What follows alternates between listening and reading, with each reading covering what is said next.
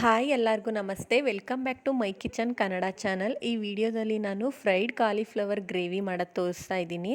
ನೀರಿಗೆ ಕಟ್ ಮಾಡಿರೋ ಕಾಲಿಫ್ಲವರ್ನ ಹಳದಿ ಮತ್ತು ರುಚಿ ಹಾಕಿ ಸ್ವಲ್ಪ ಹೊತ್ತು ಎತ್ತಿಟ್ಕೊಂಡಿದ್ದೀನಿ. ಅದಾದಮೇಲೆ ಬಟ್ಲಿಗೆ ಮೊಸರು, ಹಳದಿ, ಖಾರದ ಪುಡಿ, ಧನಿಯಾ ಪುಡಿ, ರುಚಿ ಹಾಕಿ ನೀಟಾಗಿ ಈ ಥರ ಎಲ್ಲ ಮಿಕ್ಸ್ ಮಾಡ್ಕೊಳ್ತಾ ಇದ್ದೀನಿ.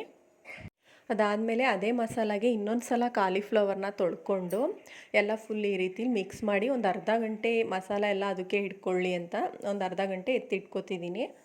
ಮತ್ತು ಇದಿಷ್ಟು ರುಬ್ಕೊಳ್ಳೋಕ್ಕೆ 2 ಸ್ಪೂನ್ ಎಣ್ಣೆ, ಒಂದು ಕಪ್ಪು ಏಲಕ್ಕಿ, ಒಂದು ಹಸಿ ಏಲಕ್ಕಿ, ಸ್ಟಾರ್ ಹೂವು, ಒಂದು ಲವಂಗ, 2 ಚಕ್ಕೆ, ಒಂದು ಪಲಾವ್ ಎಲೆ ಮತ್ತು ಕಲರ್ ಬರಲಿ ಅಂತ 2-3 ಬ್ಯಾಡಗಿ ಮೆಣಸಿನ್ಕಾಯಿ ಹಾಕ್ಕೊಂಡಿದ್ದೀನಿ. ಇದೆಲ್ಲನೂ ಇವಾಗ ಚೆನ್ನಾಗಿ ಫ್ರೈ ಮಾಡ್ಕೋತಾ ಇದ್ದೀನಿ. ಅದಾದಮೇಲೆ ಈರುಳ್ಳಿನೂ ಹಾಕಿ ಅದನ್ನು ಅಷ್ಟೇ ನೀಟಾಗಿ ಚೆನ್ನಾಗಿ ಫ್ರೈ ಮಾಡ್ಕೋತಾ ಇದ್ದೀನಿ.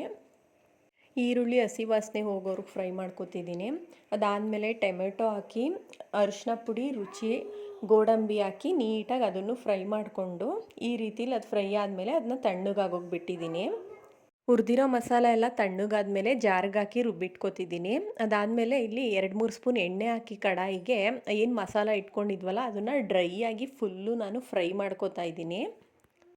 ಇದೆಲ್ಲ ಇವಾಗ ಫುಲ್ ಚೆನ್ನಾಗಿ ಡ್ರೈ ಆದಮೇಲೆ ಇವಾಗ ಸಪ್ರೇಟ್ ಅದನ್ನು ಒಂದು ಬೌಲ್ಗೆ ಹಾಕಿ ಎತ್ತಿಟ್ಕೋತಾ ಇದ್ದೀನಿ.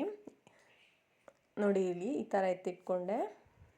ಇವಾಗ ಅದೇ ಕಡಾಯಿಗೆ ಇನ್ನೊಂದು ಸ್ಪೂನ್ ಎಣ್ಣೆ ಹಾಕ್ಕೊಂಡು ಜೀರಿಗೆ, ಶುಂಠಿ, ಬೆಳ್ಳುಳ್ಳಿ ಪೇಸ್ಟ್ ಹಾಕ್ಕೊಂಡು ಲೈಟಾಗಿ ಫ್ರೈ ಮಾಡ್ಕೋತಾ ಇದ್ದೀನಿ. ಅದು ಫ್ರೈ ಆದಮೇಲೆ ರುಬ್ಬಿಟ್ಕೊಂಡಿದ್ವಲ್ಲ ಮಸಾಲ ಎಲ್ಲ ಹಾಕೋತಾ ಇದ್ದೀನಿ. ಮಸಾಲ ಎಲ್ಲ ಹಾಕಿದ್ಮೇಲೆ ಫ್ರೈ ಮಾಡಿ ಇಟ್ಕೊಂಡಿರೋ ಕಾಲಿಫ್ಲವರ್ ಹಾಕಿ ಅದು ಅಷ್ಟೇ ಮಸಾಲಾಗೆಲ್ಲ ಫುಲ್ ಮಿಕ್ಸ್ ಆಗೋವರೆಗೆ ಫ್ರೈ ಮಾಡ್ಕೋತಾ ಇದ್ದೀನಿ. ಅದಾದಮೇಲೆ ಕಾಲಿಫ್ಲವರ್ ಬೇಯೋಕ್ಕೆ ಎಷ್ಟು ಬೇಕಷ್ಟು ನೀರು ಹಾಕೋತಾ ಇದ್ದೀನಿ. ಇಲ್ಲಿ ನಾನು ಜಾರ್ಗೆ ನೀರು ಹಾಕಿ ಅದರಲ್ಲೇ ಮಸಾಲ ಸ್ವಲ್ಪ ಇತ್ತು ಅಂತ ಅದೇ ನೀರು ಹಾಕ್ಕೊಂಡಿದ್ದೀನಿ. ಅದಾದಮೇಲೆ ರುಚಿ ಹಾಕ್ಕೊಂಡು ಕಾಲಿಫ್ಲವರ್ ಫುಲ್ ಬೇಯೋವರೆಗೂ ನಾನಿಲ್ಲಿ ಪ್ಲೇಟ್ ಮುಚ್ಚಿದ್ದೆ. ನೋಡಿ ಇವಾಗ ಕಾಲಿಫ್ಲವರ್ ಫುಲ್ ಬೆಂದಿದೆ.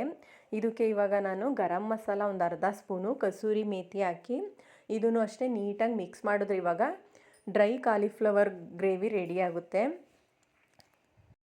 ನಾನು ಈ ಗ್ರೇವಿನ ಚಪಾತಿ ಜೊತೆ ಸರ್ವ್ ಮಾಡಿದ್ದೆ. ತುಂಬಾ ಟೇಸ್ಟಿಯಾಗಿತ್ತು. ಒಂದು ಸಲ ಟ್ರೈ ಮಾಡಿ. Thanks for watching.